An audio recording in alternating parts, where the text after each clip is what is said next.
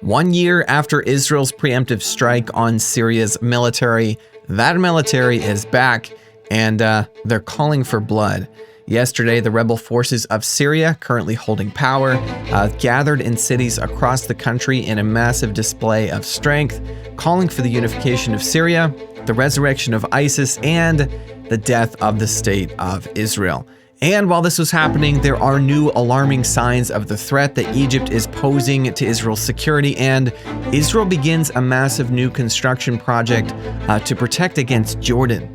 I'm Ben Hilton, and this is the Israel Guys. You'd think that after fighting a war on 7 fronts over the last few years, Israel could have a few moments of rest. You'd also think that Israel's enemies would wisen up and they'd have the sense to realize that attacking Israel time and time again does them a little good. But apparently neither of those things are happening.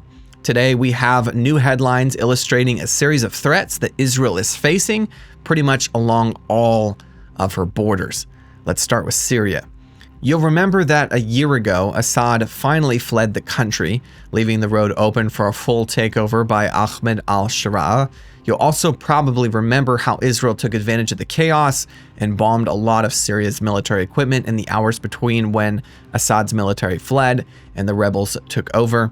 And despite this clear warning, Syrian rebel troops were almost instantaneously calling for the destruction of the state of Israel.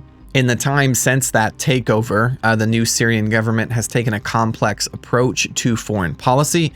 On the surface, they have been courting the approval of foreign governments, including the United States, and also they have publicly avoided appearing hostile to the state of Israel. And it seems like that approach has worked for President Trump, who publicly praised al-Sharaa and invited him to the White House. Trump also admonished Israel recently to work harder in maintaining peace with the Syrians. Not a comforting statement by any stretch of the imagination. But today, things have changed. The Syrian military took to the streets yesterday in a massive display of strength, marking the passing of a year since Assad fled the country. And it didn't take long for true intentions to begin to surface.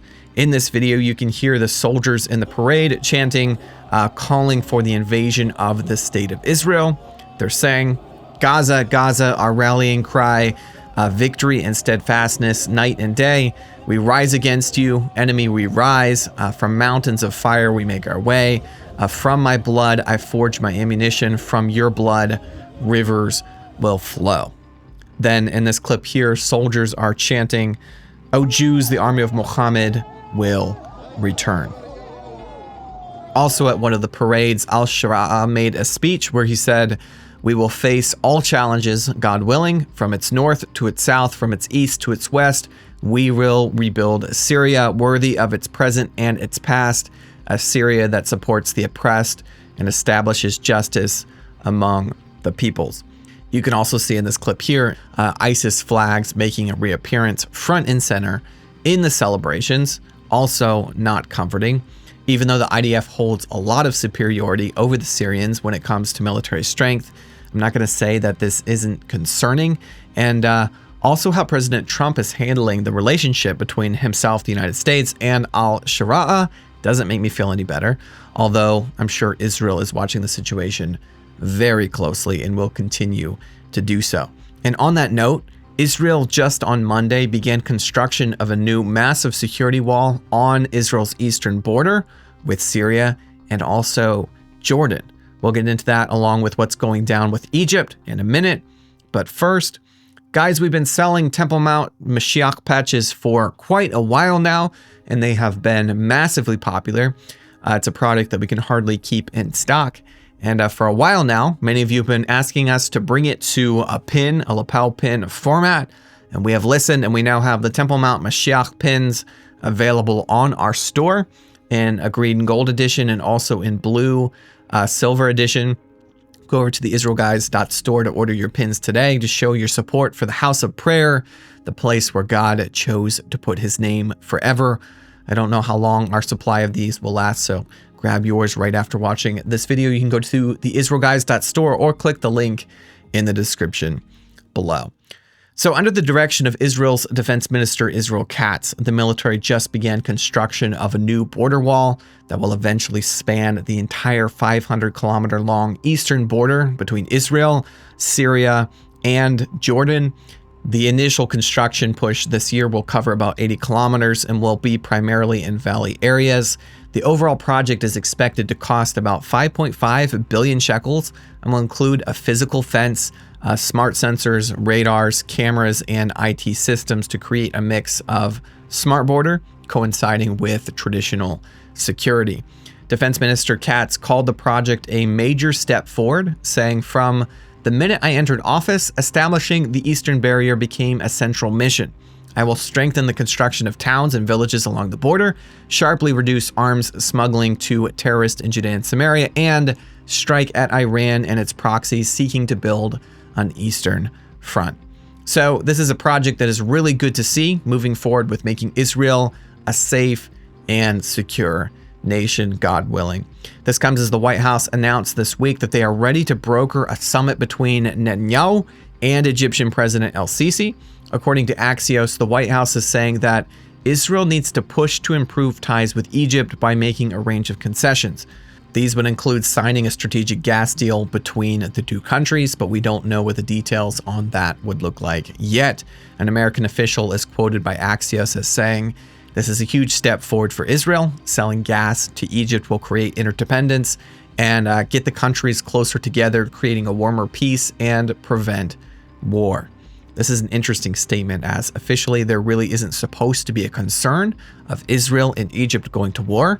They have a peace treaty, and so this raises questions.